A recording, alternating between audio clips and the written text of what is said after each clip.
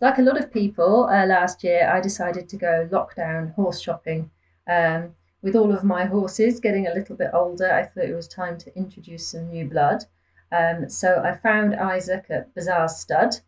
He's by Bazaar's exclusive, very well known event sire for many years.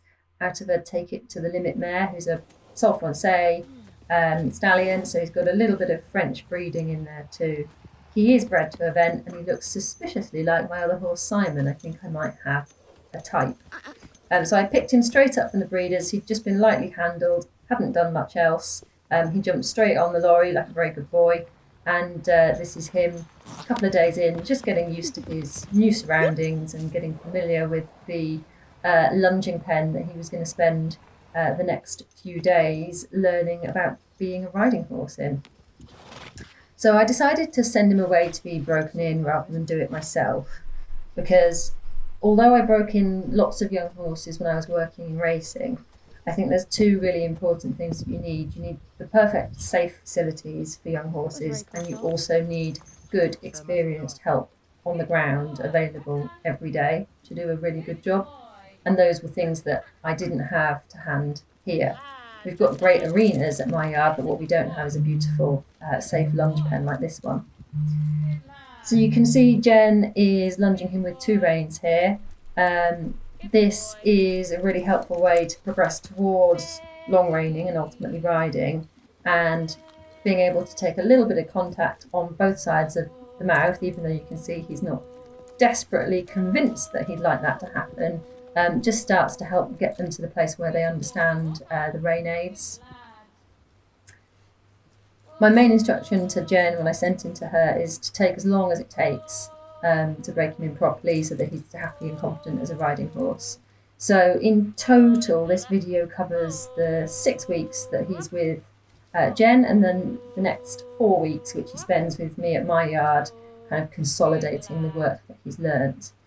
It's a really boring video in many respects, because breaking in horses properly isn't about jumping on horses and rodeoing around the place. It's actually about taking your time to make sure that they're really happy and confident and comfortable with each step that you take before you do something too quickly and ending up scaring them or getting yourself hurt. So there's no drama on this video, just a really well-behaved horse learning things slowly. So here you can see that he started long reining, so being driven around the farm. He's got somebody by his head, Helen, to help him make the transition from being led to becoming the leader. And it was really great. The location here has lots of little hazards for him to learn to cope with. So going from the light into the dark, coping with the farm machinery, the trailers. To the left, there's actually a group of donkeys and geese, not that you can see them. And exposure to all of the things that you're going to see in the real world at this stage is really helpful. And all this time that he's not spending in the arena is so much more useful to him as an event horse, because he's learning to cope with the kinds of terrain and the kind of situations that you meet out eventing, particularly on the cross country. So it's a far more valuable thing for him to be long reining out here than just going round and round the arena or round the lunge pen. Here he is, herding up the dogs. So fingers crossed he's not going to be too worried when it comes to riding up our local bridleways, which are absolutely full of lockdown dog walkers at the moment. You can just see that he's got an extra strap running around the back of his back legs. So this went on because he lacked a bit of confidence with the feeling the lunge reins coming down his side and round past his bottom.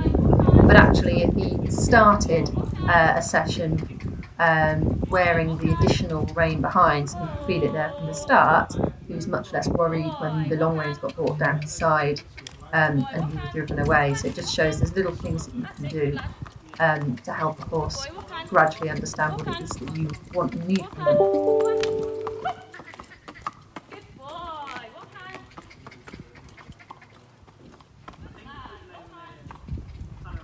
You can see now that Helen's stepped away, so he's actually starting to become a lot more independent, as he will do when he'll be packing out alone in the future. So he's the horse that has to stride out in front do as the rider or driver asks him to do, rather than waiting for somebody to give him the confidence by going in front of him. And also learning to stand still politely when he's asked. He's also had a bit of spook busting training, so going over poles with tarps tied to the side of the lunge pen, walking over tarpaulins on the floor.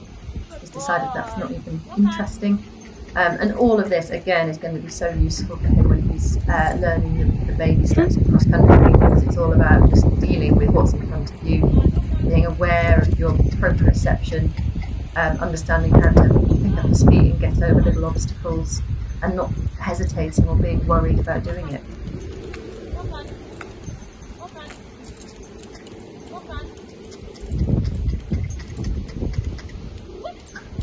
And you can see that he's just starting to get a little bit more accepting of the contact.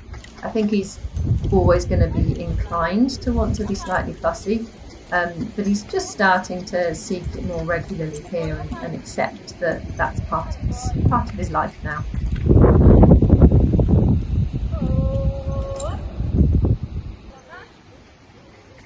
He also graduated to doing some long reining around the big arena. I promise that nobody's going to long rein him over those jumps, but it's good for him to actually use them as obstacles to manoeuvre around and just get used to that kind of thing existing in his day-to-day life.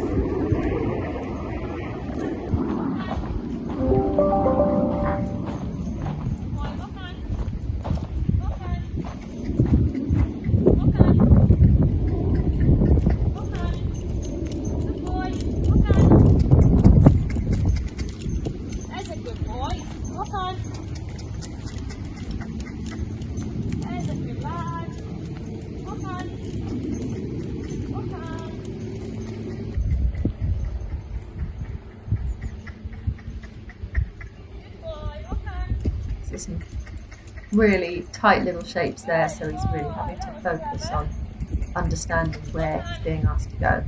Good boy. Good boy. Walk on. Walk on.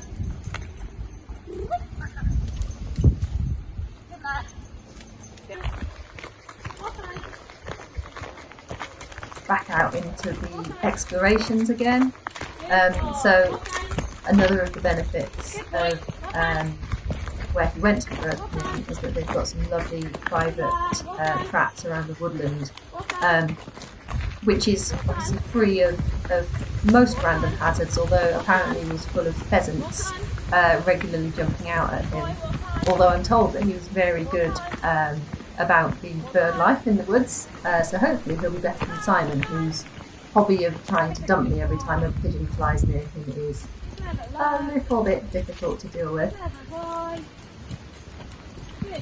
Again, this is all just going to be so helpful when he is out hacking out later this year and exploring the countryside around Cheshire.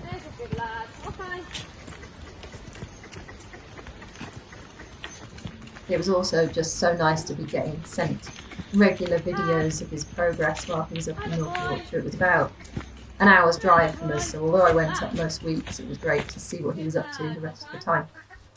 So we're 5 weeks in, and this is the point where he's starting to learn to accept the weight and movement of a rider, but the reason why we do it this way rather than just jumping straight on is that if he were to react and shoot forwards or seem like he wasn't coping, it's easy to just slip back down from this position and land on your feet and not get catapulted anywhere.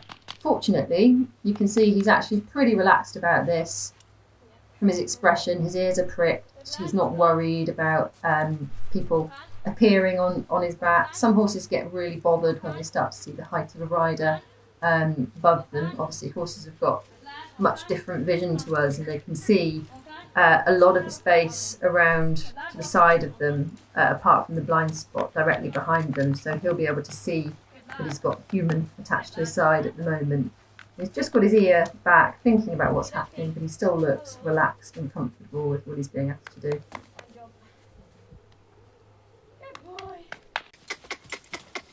So the exciting bit is his first ride, and you can see that we borrowed a different, much taller jockey to take those first steps. Being up in North Yorkshire, fortunately, there's lots of racing yards around, so lots of people willing to jump on for the first time and very used to riding young green horses and getting them going forwards.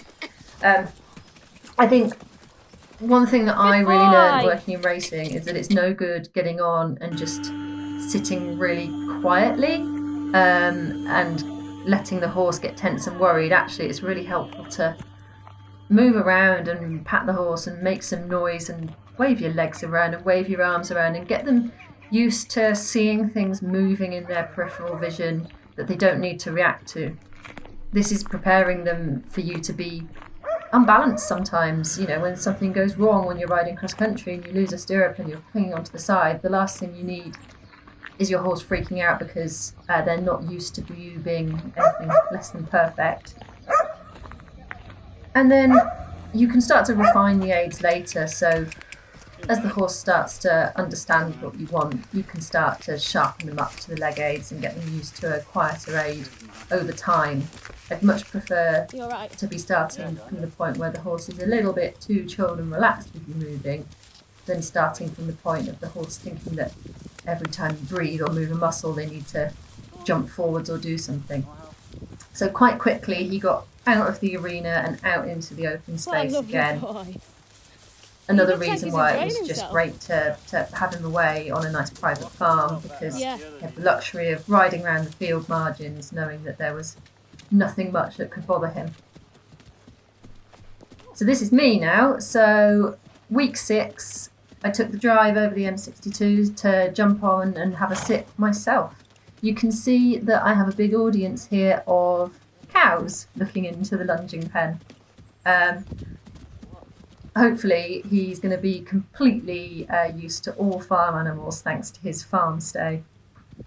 Having established that he felt nice and safe and relaxed in the lunge pen, I progressed to having a ride around the bigger school.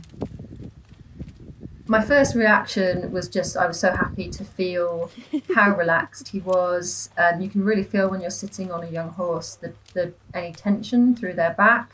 If they've got their back up slightly, you just know that they are ready to have a buck or do something. And he just gave you the feeling, actually, that he was completely relaxed and chilled and comfortable and confident with everything that had happened to this point.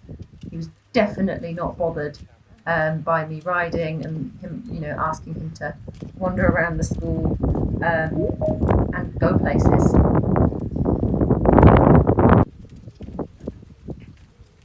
Now, the first scale of training, I suppose, on the classical German scales of training that get talked about is rhythm.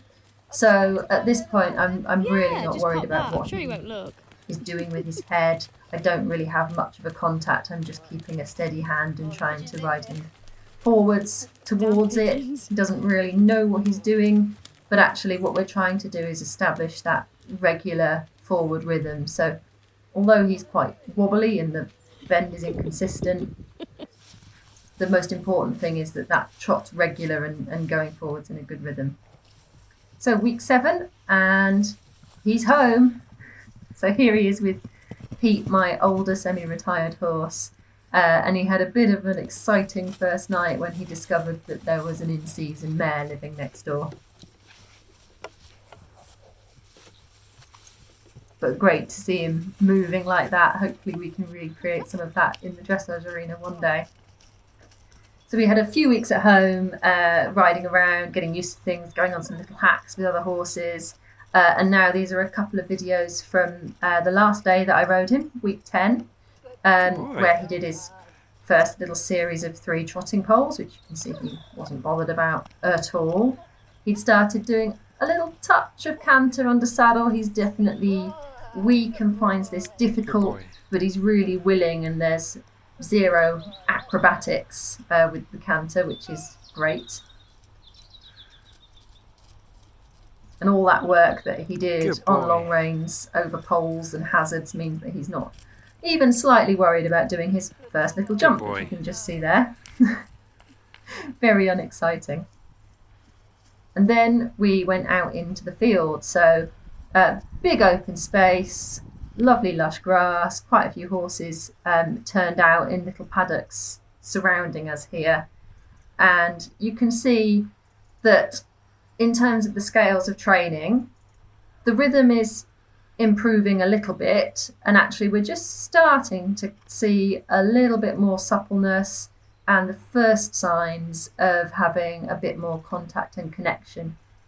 And yes, it's really inconsistent, but what I'm trying to do, and obviously not always succeeding, is just to keep my hands very still and to try and send him forward so that he's reaching into that contact, rather than me sort of trying to ride on a short rein and pull his head in. So what I don't want to do is create a false sort of tense outline at this stage.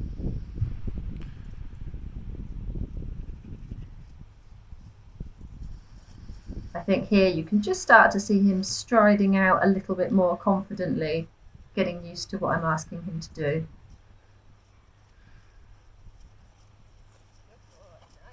And at this point, I thought he's really done enough for his 3-year-old year. He's done 10 weeks of progressive education and work. He hasn't done anything wrong in that time, not a foot out of line, particularly once he was under saddle. He was a bit sharp initially in hand. And for me, that was plenty. I didn't need to keep working him all winter. So after this day, he spent another week out with my horse Petey in the field here. And then I sent him off for 4.5 months, grass livery, turned out with lots of other young horses. So he had a nice herd of 2, 3 and 4-year-olds to live with. Yes, it was wet and icy and boggy and horrible conditions, but actually he got the opportunity to go and be a horse, which I think is really important for them at this stage. You can just see him having a little canter in the field.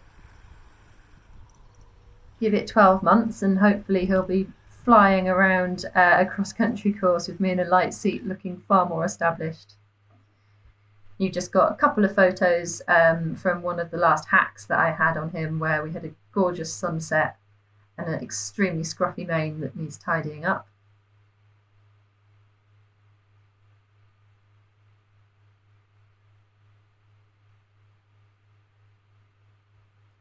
And then here he is out in the field in the parkland where he's living with all of his young friends. So I'm going to blog about his progress through the rest of the year, but I just thought it would be helpful to show what we've done so far before he turned 4, so that you can see his education and where we started from.